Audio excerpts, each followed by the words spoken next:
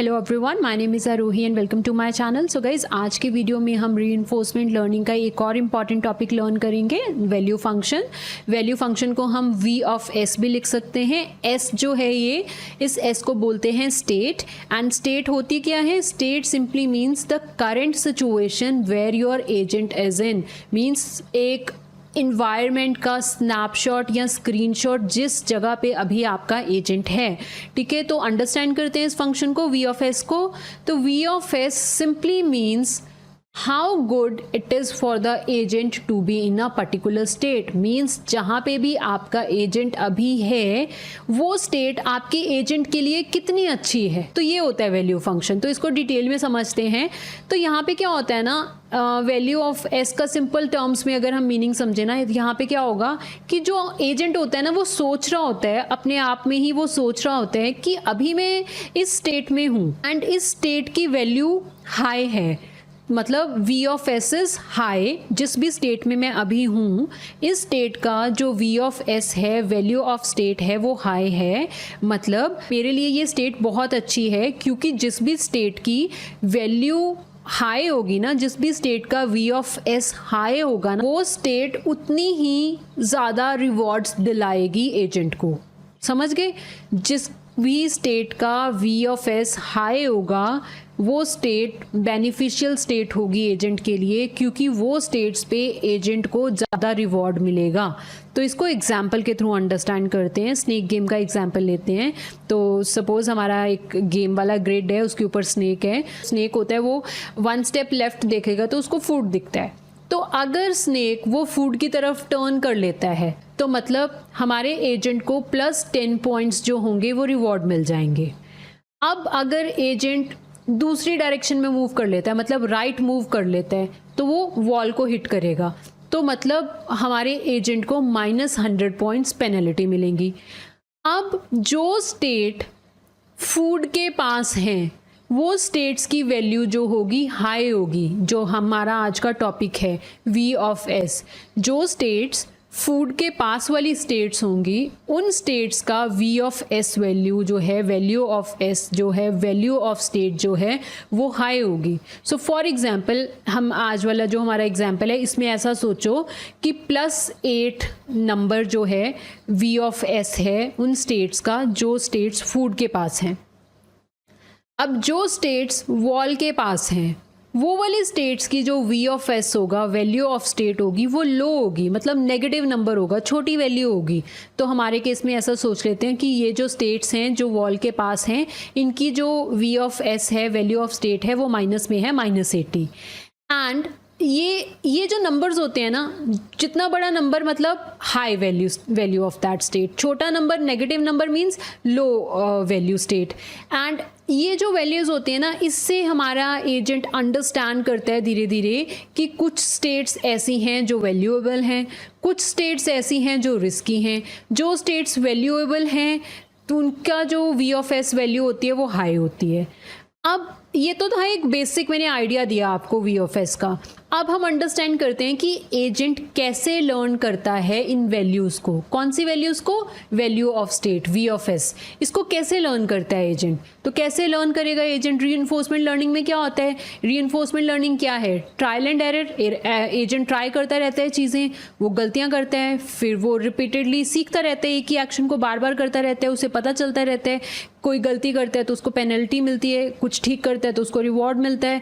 तो इसी तरह से ओवर टाइम वो सीख लेता है काम को, है ना। तो हमारे आज के एग्जाम्पल में भी क्या होगा, अगर एजेंट को ये सीखना है कि कौन सी स्टेट्स ज़्यादा बेनिफिशियल है रिवॉर्ड्स लेने के लिए, तो वो कैसे सीखेगा? वो गेम को खेलेगा। मतलब एजेंट कैसे लर्न करेगा? एजेंट गेम को खेलेगा, डिफरेंट सिचुएशंस को, डिफरेंट स्टेट्स को एक्सप्लोर करेगा, फिर धीरे धीरे वो नोटिस करने लग जाएगा कि कुछ स्टेट्स ऐसी हैं जो मुझे फूड के पास लेके जाती हैं। तो मतलब उन स्टेट्स की जो हाई वी ऑफ एस होगा, मतलब उन स्टेट्स की जो वैल्यू होती है वो हाई होती है जो स्टेट्स मुझे फूड के पास लेके जाती हैं। कुछ स्टेट्स ऐसी है, जब एजेंट गेम खेलेगा एजेंट को पता चलेगा कि ये कुछ स्टेट्स ऐसी हैं कि जब मैं यहाँ होता हूँ तो मैं वॉल में क्रैश हो जाता हूँ। तो मतलब ये वाली जो स्टेट्स हैं ये मुझे लो वैल्यू ऑफ स्टेट मिलती है यहाँ पे। So over time agent remember कर लेता है कि कौन सी स्टेट्स अच्छी हैं एंड कौन सी स्टेट्स मेरे लिए अच्छी नहीं है, एंड फिर एजेंट उन्हीं स्टेट्स को प्रेफर करता है, उन्हीं स्टेट्स में जाना प्रेफर करता है एजेंट जिन स्टेट्स पे एजेंट को रिवॉर्ड मिलेगा। और वो किन स्टेट्स पे रिवॉर्ड मिलेगा? जो स्टेट्स के पास हाई VOS होगा, हाई वैल्यू ऑफ स्टेट होंगी। तो इन शॉर्ट हम सिंपल इतना बोल सकते हैं कि एजेंट दोबारा अपने नेक्स्ट वाले एक्शंस में कहाँ जाना पसंद करेगा? उन स्टेट्स पे जिनके पास हाई VOS होगा। हाई वैल्यू स्टेट्स में एजेंट दोबारा जाना चाहेगा क्योंकि वहाँ पे उसको रिवॉर्ड मिल सकता है। लो वैल्यू स्टेट्स में वो कम जाना चाहेगा क्योंकि उससे उसको पेनल्टी मिलती है। एंड इसी तरह से ना एजेंट फिर सीख लेता है। ये जो वैल्यू फंक्शन होता है ये बहुत यूज़फुल है क्योंकि वैल्यू फंक्शन की हेल्प से ही एजेंट को पता चलता है कि कौन सी स्टेट में जाना चाहिए, कौन सी स्टेट में नहीं जाना चाहिए। तो एजेंट स्मार्ट चॉइसेस ले सकता है, एजेंट अपनी मूव्स को बेटर प्लान कर सकता है। ये सब किसके थ्रू हो रहा है? इसके थ्रू, VOS फंक्शन के थ्रू हो रहा है। अब हम ये देख लेते हैं कि हम वैल्यू ऑफ स्टेट को कैलकुलेट कैसे कर सकते हैं। तो इसको कैलकुलेट करने के लिए, VOS को कैलकुलेट करने के लिए हम बेलमैन एक्सपेक्टेशन इक्वेशन यूज़ करते हैं। ये इसका फॉर्मूला होता है, ये इक्वेशन है, आप देखें यहाँ पे। मैं अभी इनके सारे पार्ट्स को एक्सप्लेन कर देती हूँ। सबसे पहले VOS क्या है? Value of state. ये हम जो आज पढ़ ही रहे हैं टॉपिक, क्या है ये? वैल्यू ऑफ करंट स्टेट हमने निकालनी है कि जिस भी स्टेट में अभी एजेंट है वो स्टेट यूज़फुल स्टेट है कि यूज़फुल नहीं है। मतलब वो स्टेट हमें अपने टारगेट के पास पहुंचाती है या हमें उस स्टेट को इग्नोर करना चाहिए, हमें ये सीखना है। तो उसके लिए हम VOS कैलकुलेट कर रहे हैं, मतलब वैल्यू ऑफ करंट स्टेट। फिर ये जो आप R देख रहे हो, R का मतलब ये है immediate reward for current action. मतलब जो भी एजेंट अभी एक्शन लेगा ना, करंट एक्शन लेगा, उससे उसको जो भी रिवॉर्ड मिलेगा, प्लस में वैल्यू हो सकती है, माइनस में वैल्यू हो सकती है। अगर तो वैल्यू प्लस में होगी दैट मीन्स कि पॉजिटिव रिवॉर्ड मिल रहा है उसको, उसने अच्छा काम किया, उसका एक्शन सही था। अगर उसको नेगेटिव रिवॉर्ड मिल रहा है यहाँ पे तो दैट मीन्स उसने जो एक्शन लिया एजेंट ने, जो करंट एक्शन लिया एजेंट ने, उसको उसमें पेनल्टी मिल गई। ठीक है, तो ये R बताएगा। फिर ये जो गामा है ये डिस्काउंट फैक्टर होता है, ये बताता है कि हम कितना फ्यूचर रिवॉर्ड्स के लिए हम कितना केयर कर रहे हैं। उसके बाद है VOS डैश। ये क्या है? वैल्यू ऑफ नेक्स्ट स्टेट, जो इसकी अगली स्टेट होगी उसकी क्या वैल्यू है। ठीक है, फिर ये पाई लिखा है। पाई मतलब पॉलिसी। पॉलिसी क्या होता है गाइस? मैंने अपनी पिछली वीडियो में भी बताया था। पॉलिसी की हेल्प से एजेंट डिसाइड करते हैं कि मुझे क्या एक्शन लेना है। Policy is like a brain of the agent. Policy को देख के ही एजेंट डिसाइड करता है कि कौन सा एक्शन मेरे लिए बेस्ट एक्शन है। एंड ये E का मतलब होता है एक्सपेक्टेशन।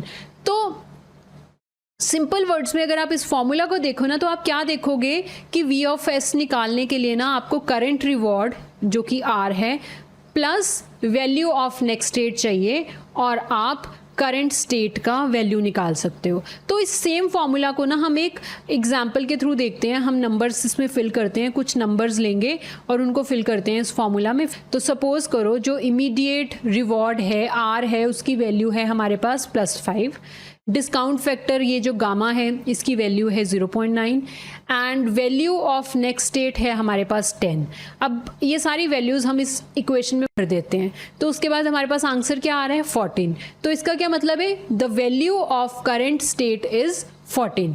तो गाइज अगर आप ये वाला एग्जाम्पल देखोगे ना, यहाँ पे एक चीज़ नोट करोगे कि गामा की वैल्यू, R की value, value of next state, ये सारी वैल्यूज़ हम खुद भर रहे हैं। ठीक है, ये सारी वैल्यूज़ हमने प्रोवाइड करी हैं।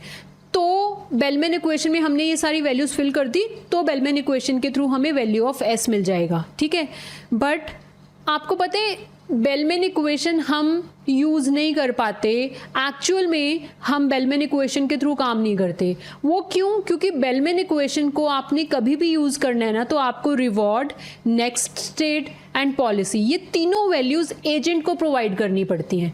अब एजेंट ये वैल्यूज़ कैसे प्रोवाइड करेगा? क्योंकि हम क्या कर रहे हैं, रीइंफोर्समेंट लर्निंग में जब हम एजेंट की ट्रेनिंग स्टार्ट करते हैं उस वक्त तो एजेंट के पास कोई नॉलेज नहीं होती। एजेंट सीखता है ना पहले वाले कुछ साइकिल्स में, जब शुरू में एजेंट की ट्रेनिंग स्टार्ट होती है तो एजेंट के पास कोई नॉलेज नहीं है, तो वो लर्न कर रहा होता है, ओवर टाइम वो लर्न करता है। पर अगर हम बेलमैन इक्वेशन यूज़ करेंगे तो एजेंट को सारी चीज़ें प्रोवाइड करनी पड़ेंगी, पॉलिसी भी प्रोवाइड करनी पड़ेगी, रिवॉर्ड भी प्रोवाइड करना पड़ेगा एंड नेक्स्ट स्टेट भी प्रोवाइड करनी पड़ेगी।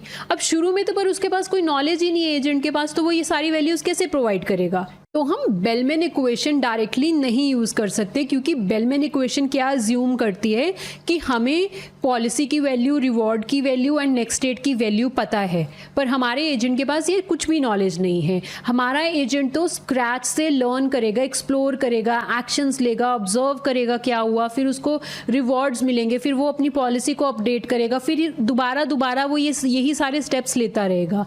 तो फिर इसका सोल्यूशन क्या है? तो इसका सोल्यूशन है कि हम लर्निंग एल्गोरिदम्स यूज़ कर सकते हैं, जैसे कि मॉन्टी कार्लो है एंड देन फिर टेम्परल डिफरेंस है या फिर क्यू लर्निंग है। ये लर्निंग एल्गोरिदम्स हैं, हम इनको यूज़ करके वैल्यू ऑफ एस निकाल सकते हैं। तो मेरे नेक्स्ट वीडियो में मैं बताऊंगी आपको क्यू लर्निंग एल्गोरिदम कैसे यूज़ करते हैं थ्योरेटिकली एंड प्रैक्टिकली।